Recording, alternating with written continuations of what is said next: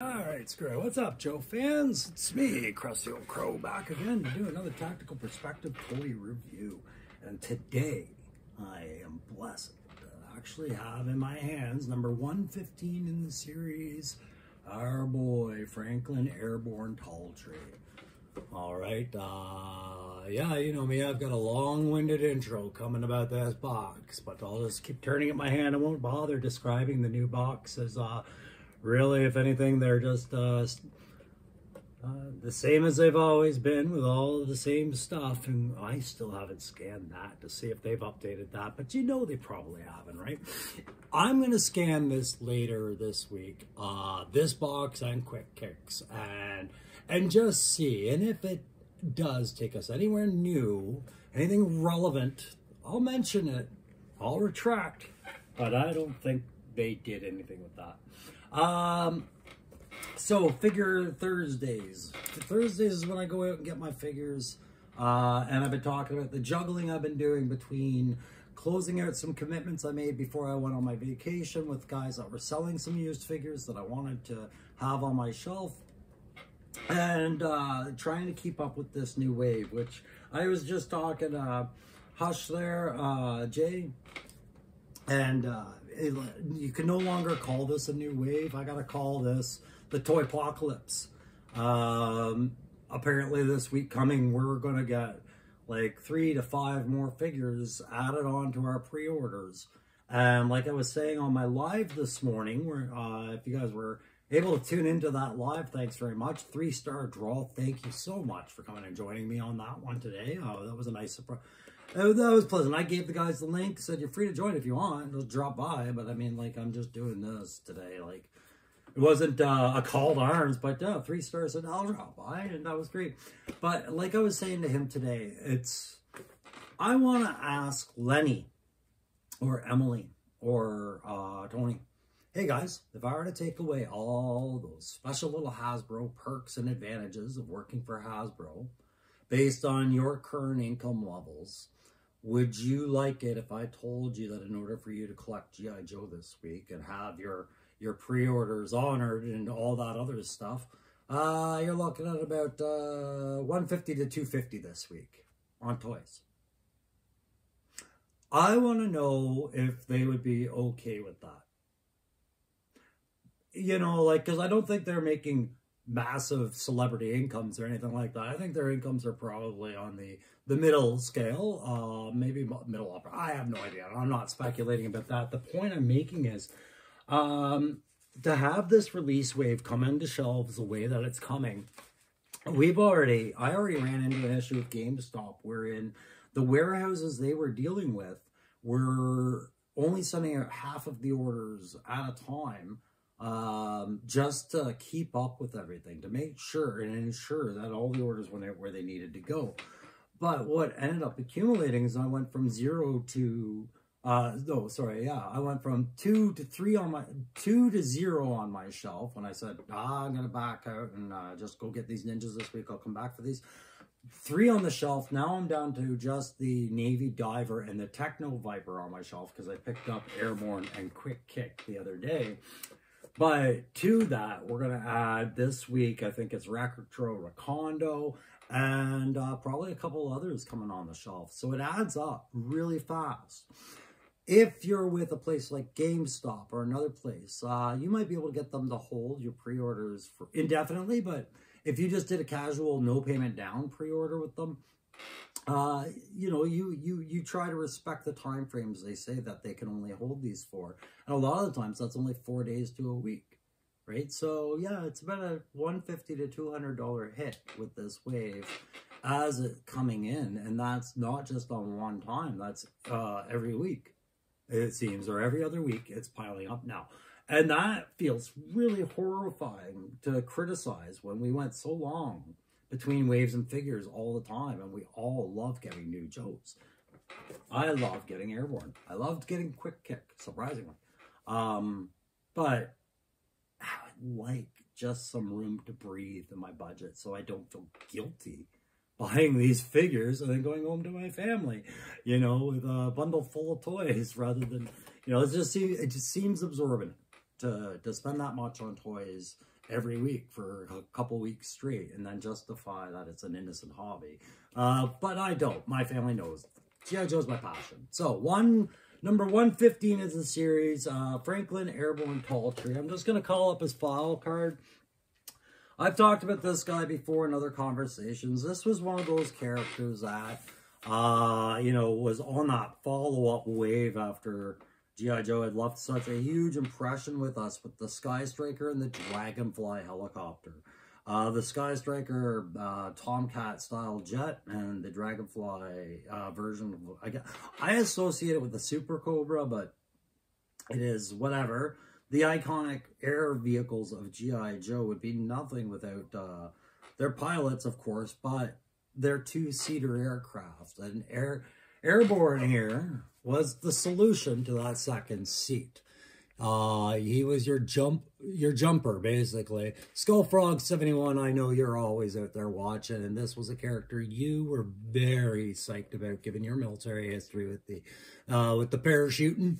I never got my jump qualification. I didn't so much as even ask for the course, because I didn't see the relevance of, not the relevance, but I was not a big fan of me flinging my body out of a perfectly good airplane and putting it in the faith of a pack job of a parachute. It just never was one of those things I was ever going to get around to doing in my career. So I'm just I'm trying to find his file card. Here it is. And here we have Trip Down Memory Lane, if you guys remember. Oh, look at that pack. And remember that box art back in the day. Yeah, these are beautiful little renders of the figurine, but there's just something about somebody else's rendition of, you know, the art. And I love collecting these side box arts. But the argument's been made a few times about going back.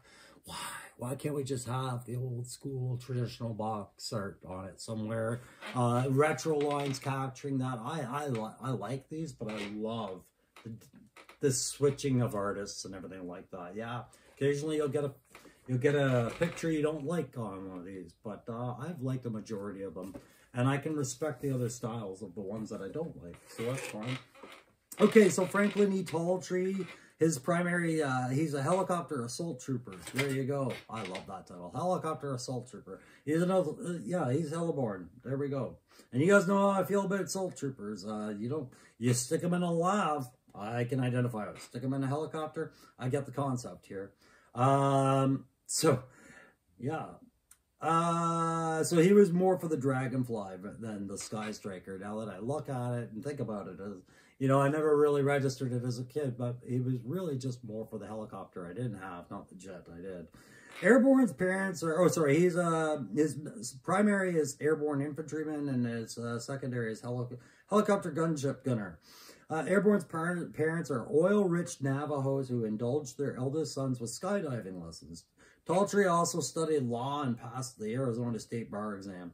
Joining the army and opted for airborne training, commenting, "I'd rather jump out of airplanes than write legal briefs." Graduated top of class in Airborne School, Fort Benning. Qualified expert, Hughes helicopter chain gun, M16, M16, M1911A auto pistol. Airborne jokes around and gets loose, but he's serious too, dead serious. You look at him and sometimes he's looking right through you. Must be the Indian in him. The Navajos call it the far-seeing look. Spooky. It's funny how earlier I was talking about the quick kick figure, this guy here, and the racial stereotypes that Joe had going in the 80s that were just, it was almost like, it was acceptable at the time in the terms that we just weren't that kind of society to call it all out. You know what I mean? And we just kind of, it was palatable. But I'm sure a Navajo Joe collector probably would be like, yeah, I don't appreciate that being said about us in such a generalization. But I didn't remember Airbourne's file card. I had Airbourne, but I think he was one of the ones where a file card got damaged by coffee, I think. Got spilled on the table in my home when I was a kid. And I think his was one of the file cards I had to throw out. And I didn't remember a lot of this, which is why you'll see he's got a parachute as opposed to a rappel line coming down. And that gets me to another point, and I'll talk about it after we get started, about his kit loadout and some of the feedback and criticisms that people have about it. Because again, reading that file card brings a revelation to mind that maybe people might want to see it from that angle too. Let's go up and have a look at what we got going on here with my silly diorama now. All right, there you go. You got Duke hanging out there, just looking for a little bit of alone time, because as you know, my Dukes don't get alone time anymore. There are many Tiger Force Dukes. This one is mine, and so is that one, and so is that one, and so is that one. And they're not always going to be Dukes. I have a plan for each of them for the kit bashing, because that was the lovely part of Aaron the Toy Enhancer's gift to me. When he sent me Beachhead, he was really also sending me the one Duke I asked for, and then a bunch more, and some Rambikes. So projects. But there's Quick Kick, you know, enjoying his fudgy bar, knowing he done good on his review with me, and just generally being the awesomest dude you can think of right now. And there's Clutch. Clutch is a pride thing for me. He's part of that original 13. I feel lucky to have snapped him up, despite my poor luck of not having gotten in on that vamp order in time, all that other stuff. But we're not here today to talk about them. We're here today. Well, pardon me while I chew a gummy bear off camera. What a mistake that was. It's not even the good kinds that give you a buzz. We're going to talk about Frankie here. So Mr. Talltree, Airbourne as we know. At first glance, I love the look of this figure. I really do. It's slightly different than what I got as a kid. And I'm going to bring him down, and we're going to talk about him on the podium. But I just wanted to point out, yes, this was my efforts at making it look like he had jumped in. And I put all this extra piles of kit over there beside it, because this did not have a paratrooper loadout. He was made to look like exactly what he was. He's a repeller. And I never really registered this. I always just kind of looked at him as a jumper in general, which meant paratrooper to me. But no, he's a fast miner from a helicopter, and that kind of changes the dynamic of the character in my eyes as far as what did he need reflected in his kit loadout.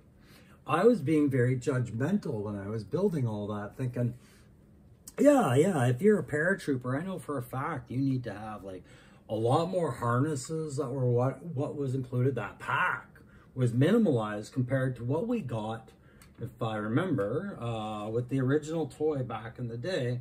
And I'm just going to call it up here. Oh, there it is. Yeah, so this is what threw me off.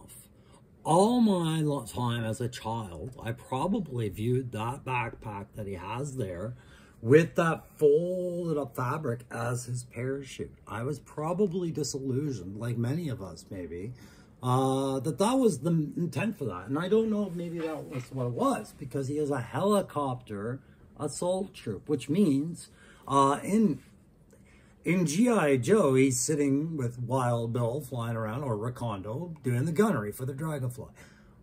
But if he was, say, transplanted to the Tomahawk, he would be the guy attaching to the rope to rappel down and go extract somebody, or, you know, him and 5 other guys fast line down to the target and get in the fight. But there's no parachutes involved in that. And that changes the dynamic of Airbourne quite a lot for me, because in Canada, our PPCLI, our Airbourne regiments, yeah, we have guys that are jump qualified, but they're also rappel masters, and they do the zip lining as well. So it's all one thing, right? So yeah, the assault trooper, the Airbourne assaulter.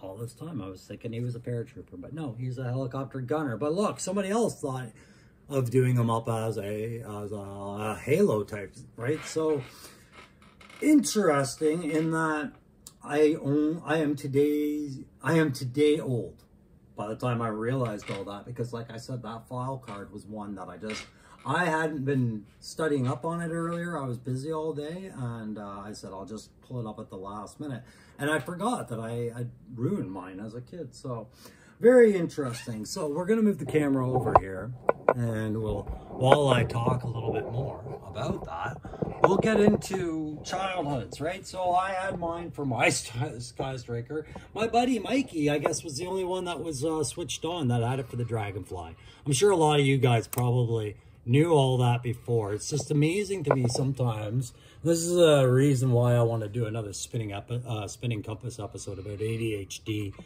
Some of the fun you can have with it. It's just all this time, it's amazing what I took for granted, and I didn't realize what was going on. So we're going to get the light over here on him a little bit better. Sorry, I'm not going to move him down. We'll just shine that light closer. And we'll talk about what he does come with here as I just let him pivot in place. Okay. So he's coming as a basic soldier kit for the line, meaning he's got that basic price point going on. He's not a deluxe model, he's a straight to shelf. Does he have as much coming with him as, say, Quick Kick did? No, not really. Not in the impact that Quick Kicks did, with the extra hands, the fudgy bar, the throwing star, the twin daggers, the twin nunchucks, the backpack. What you get here is what you would get with most standard infantry type characters. You get a rifle, the chow. You get a sidearm on his hip. You get a knife on his chest. And you get those goggles and the dust-covered goggle covers on his helmet, as well as MVGs on a bump helmet with a Duke backpack. In case you didn't have any more, I would have given you some. But yeah, a Duke backpack again. So the thing about the whole kit loadout is that's pretty much what you would expect, right? 2 close combat weapons in the pistol and the knife, a ranged weapon and a rifle, a backpack, a helmet, and 1 feature or accessory, right? 1 or 2 little ones. This is what I wasn't really digging about the Airbourne thing is consistently through looking at the character, while I was a big fan of the paint and the head, I was wondering what the feature, you know, what the cool feature is for this. Let's take him back up here and I'll show you what I mean. Okay, let's treat it like a Old Spice commercial, all right? Look at Quick Kick, now look at you. Look at Clutch, now look at you. Quick Kick's got a chocolate bar. Quick Kick's got 2 heads. He's got personality. He is styling and profiling. He's got his own thing going on. Quick Kick, no, he cool. That's why he do that. Right? You don't question whether a Clutch is cool or not. He's a grease monkey. He's got the tats. He's living the life. He's womanizing racing machine, rat rod, son of a bitch. And he oozes machismo and personality. Now look at you. You've got a good head sculpt, but what are you? Who are you? Where's your personality? Most of the Joe characters, I would say, have very strong personalities, most times, reflected in something to do with that character. What I see with Airbourne is a troop builder, and really that's all I'm seeing. It's just a troop builder. He just looks like a generic infantry to me. I love the face sculpt, but it's just a very calm, expressionless face sculpt, right? There's really not a whole lot going on. Mine actually had, I think, one spot where the paint app needs touching up, but there's those goggles. You saw I slid them on and off, no problems. We'll bring them back down here for the review, but of the 3 figures I have in this wave so far, we're looking at, you know, Rocky Road and a little bit of Super Black Cherry Swirl, and then Vanilla. Just Vanilla over here. So let's bring Vanilla down.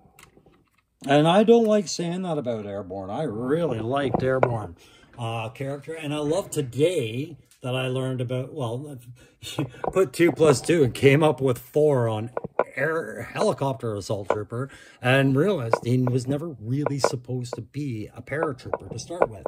Because if you looked at him as a paratrooper, then you would be immediately screaming how kit deficient he is, how his helmet doesn't have a mask like we would see with Ripcord or perhaps Crazy Legs, that breather mask, how none of this is ready to drop out of a plane.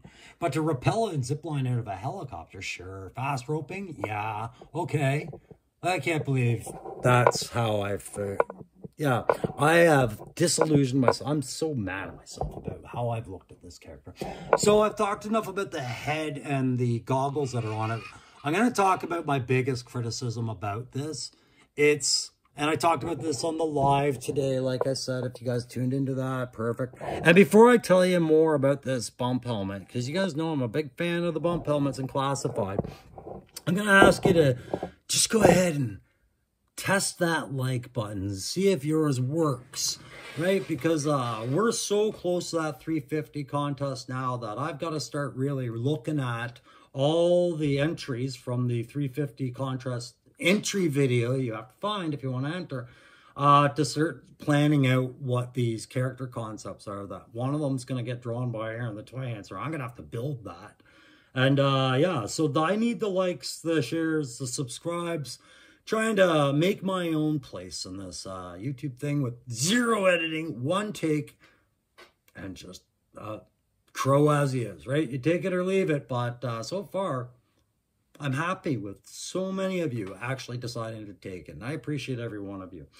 We're going to need a few more to hit that 500, where I can start doing things differently with the channel that give away more prizes and things like that. Right now, I'm trying to get you a good prize at 350. I'll have another one lined up after that, and another one at 500. But yeah, once we start growing the channel, that would mean that I actually get to talk to even more awesome individuals. I've grown enough that I get to hang out with guys like 3-Star Draw and Aaron the Toy Enhancer. And when I participate on the chats, like on Punk with Toys, for example, or It's Chad, people know who I am.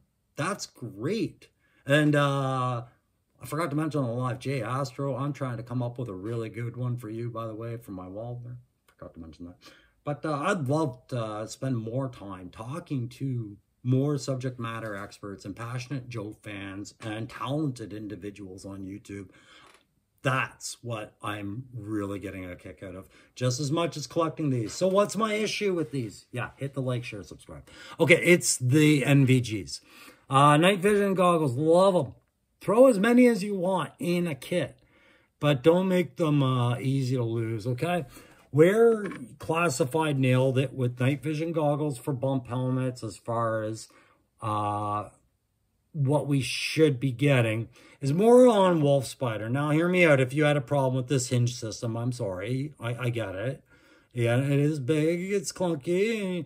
You know, it's not the sleekest looking thing, but it's pretty damn good and it's reliable.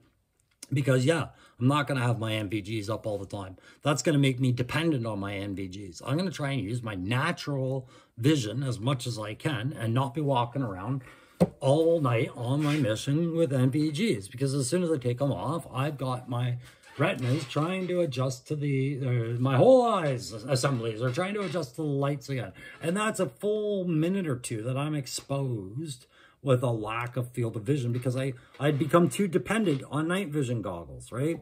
Conversely, you'll see a guy walking around with one monocle, but you'll see his other eyes closed. That's because he's not really going to look through that monocle a whole lot. But we have IR detection on those monocles. So if I'm going to laser to something with, say, a kite sight or a laser designator, that monocle is going to help me see it. It's going to see IR. Right? So I want that available. But my God, no, you don't sit around walking around all day with these things over your face. So having them hinged up is important. The problem I have with this helmet is I can't do that because these are a clip-in to that recessed groove, which at first I thought was an exciting idea. But then I realized, no, because what they've done is they've made a very putty-like joint and male-female connector for this. That only fits in the downward position, and it's a work to get it in there, I find. And this is, you know, I'm worried to warp it if I heat it because it's so tiny. But to put it, like, that's the only position I can keep it in. To put it in the upward position is against the slopes of the cut on the male end and the slopes of the inward cut on the female end. I can't put it in an upward position that doesn't see it slightly out of the box and want to push out a little bit. If you can just see, sorry, I'll do it this way. If you can just see, there's like this little gap of daylight between the base of there and there. It's hard to show on the camera. Anyways, that resulted in this dropping many times when I was fiddling with it. And a couple times it fell on the ground. And at 50 years, and reliant on reading glasses. My keen, recce eyes are not what they once were. So one was a half-hour search, one was a 5-minute search. But twice I have misplaced this piece. And I'm not a big fan of that when this was an option, okay? Otherwise, I like the bump helmet. I like the design. I like the, you know, they kept it subtle, but there are a couple of paint apps on there for the straps to be different from the rest of the helmet. And I like that when they do that. It's just subtle. Yeah, it's subtle, but it's a paint app. I like the dust covers on the goggles, but I wish the dust covers were a different color than the helmet. Maybe like a flat black or a tan brown or something. Or maybe dusty, you know? Show them dirty. Yeah. So that's about all I wanted to say about this helmet. Overall, great helmet. Just the attachment it's nuanced. And I find when something is nuanced for a figure, meaning like it's just that one little trick you gotta know, it's bad news. It's bad news every time. Because it means that when it gets reprinted, it's going to be a repeat issue. Okay, so that's enough of Wolf Spider. Let's go back over here. Let's have another look. Okay, the chest piece, the neck articulation is what you would expect. It's actually got a good forward down dip. And that at least the chest part, I think, is probably grunt or stalker. I can't remember. I don't care either way. Actually, I don't think it's any of them. That could very well be a whole new torso, and I don't care. Because the vest covers it, I can't nail it down. And I don't play that game. We do conversions here as well and repaints, so we don't really care who he starts off with. But I am a big fan of the body design and the legs and the pants that they did. These pants are textured just like what you saw with scrap iron having texture. They do look like they're canvas more than say polyester or whatever they you know, khaki pants are made of. They look thick and reliable and insulated, and what you would probably want on a windy day when you're zip lining down a rope.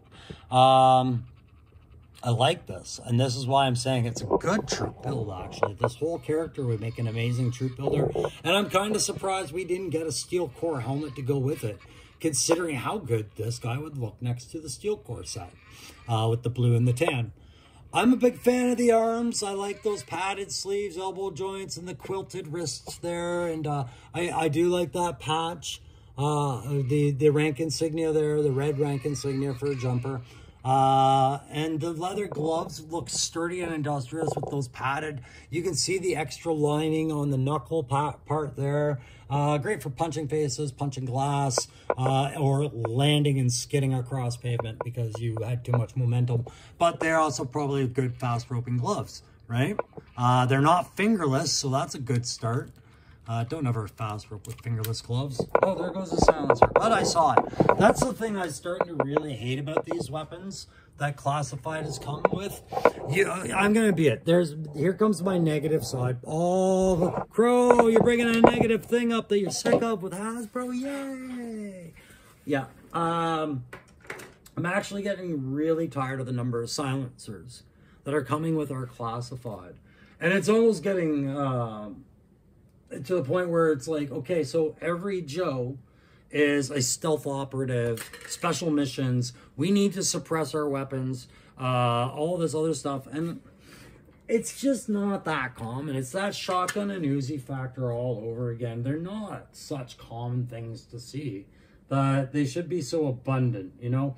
And really what they do is, by putting a silencer with, say, Airbourne here, right? Now what you've done is you're taking the uniqueness of a silencer away from the character. So when I see Snake Eyes putting the silencer on his weapon, I don't care as much. You know, his mission isn't as important. Everybody does that mission where you gotta be quiet. Yeah, Snake Eyes, you're nothing relevant. I don't enjoy that. I find they're little pieces that get lost. I get it. They're probably from the same mold sprues or the weapons kit that you're doubling down on with this guy. Reprint, repercussion. That's why the Snow Serpent has a knife but no sheath, because of those sprues. But at the same time, I think things get lost in Joe per the attention to detail. Now, I know they've hired Navy, what is it? Like part-time Navy Reserve, I guess you guys call them. I can't remember, as like consultants and whatnot. My only thing is, you should be topping the Canadian and the American combat arms, ground forces for those jobs as well, considering how many infantry you make. And our input would be just as valuable as the Navy's. And in fact, you might even get some really cool little gimmicks that are actually cheaper to do than some of the other stuff you're doing. That would still be very Joe, very modern, very classified, and probably widely received, right? Because the common sense factor in the military is strong. I'll tell you that right now. We are about efficiency, but we got style.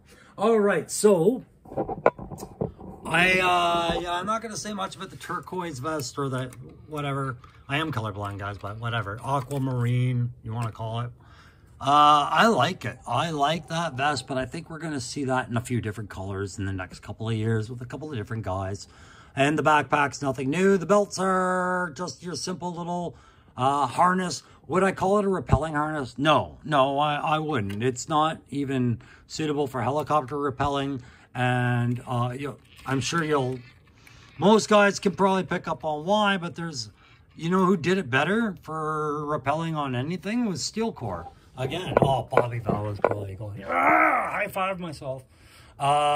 Just because of the D-rings, like these ring brackets, like things that can handle rope lines. I see nothing for him to connect to. No carabiners, no D-rings, no brackets, no rope, nothing, you know? And I can handle them being without the rope. When you zip line, you're not taking the rope down with you. They'll drop it or it'll reel it back up. But I mean, like, are you going to ball up your rope and carry that around all day? I have no idea. I don't zip line. But, you know, I don't do fast roping. But, yeah, really, I would have at least thrown a couple of carabiners onto his kit to represent this a little bit better. So more idiots don't make mistake like I did about what his actual job is. Big fan of the pants, big fan. Don't mind the boots at all. They're actually very humble little tactical boots that are where the blousing of his pants are actually covering the top of the boots. I like this a lot better than seeing shin guards and bike pads all over the place. Big fan of the boots. Big fan of the pants. Big fan of the body. How do you say that without sounding a little bit wonky? Big fan of your body, Airbourne. Love your body, buddy. Great bod. Yeah. Overall, I like this figure a lot, but I knew I wanted to like him a lot. Like, it was Airbourne, and he was hype cool from what I understood of him as a child. Very well hyped, very cool figure. But at the same time, I mean, like, clearly I was a little naive and not figuring out everything. And I don't know how he was depicted in the cartoon because I never really got the cartoon as a kid. I was Poe, baby, Poe. Cable TV was a privilege for others. But I was happy his gun was this gun and not something more repeated in the line. Maybe, you know, considering I just got 3 Tiger Force Dukes in my collection all of a sudden added to the one I had, I was glad it wasn't another pulverizer M3 like Duke and Stalker have. I liked this gun a lot, and I was kind of glad that they didn't just go with an M16 or something simple. That's a very cool Thompson style. I'm not sure what type of gun that is, but it even looks like it's got a little folding stock. Very cool. The pistol, the knife, I don't care about. The backpack, I don't care about. The goggles, I don't care about. The NVG mount, I care about in that it could have been better. There, my finger just flicked it right off as soon as I went to pick it up. I care about that because that, to me, could have been better. But I love that helmet, and I like the fact that they at least did a dust cover set of goggles as opposed to just always doing painted up goggles. You know, dust cover goggles are common. We protect our eyewear, especially the ballistic ones. So let's get them down and let's give them that play and tactical grade, guys. I'll move my crap out of the way here. Play some over where Beachhead can be seen. Because Beachhead gets favoritism on this channel. Not music, though. I sure nothing for that. All right, so on a play grade, you know, I'm going to judge him a little biasly. A little bit. He's fine. He's vanilla. He gets a B+. I guess, for play, in that he brings nothing old or nothing new to the table, but he doesn't bring anything really bad to the table either. There's no real bad habits with the character build. The chest bend is the chest bend. You're never getting around that. Flimsy little parts. Yeah, I'm not one of those guys that gets all upset about if the materials are a little flimsy or not, because there are times where it works to the advantage because, you know, the rest of the, like the hands are, it manipulates, and you can have your own thoughts. I appreciate the hard parts. I appreciate the flimsy soft, but I think some people will be critical about some of the softer parts on this. I know that's another reason I don't like the silencers, is because if you pick it up wrong, it puts a lot of stress on the end of the flash suppressor there. So, yeah, play grade, we'll give them a B. Just a flat vanilla B. You know, not even going to make you the fancy vanilla, buddy. B. Okay, and because also that rifle is about the newest thing I see on here besides the NVGs, and all of it could have been done. The rifle to me is the best piece of kit he got. Really? Honestly, besides his head, which isn't kit. B. Yeah. So let's go with that tack grade. Okay, well, the tack grade's going to go a little differently. I'm going to go, because it's my fault I had the wrong perception of his job or how diverse he was. And that's my bad entirely as a kid. Shame on me, kid. I think I've punished myself enough as a child and an adult for this.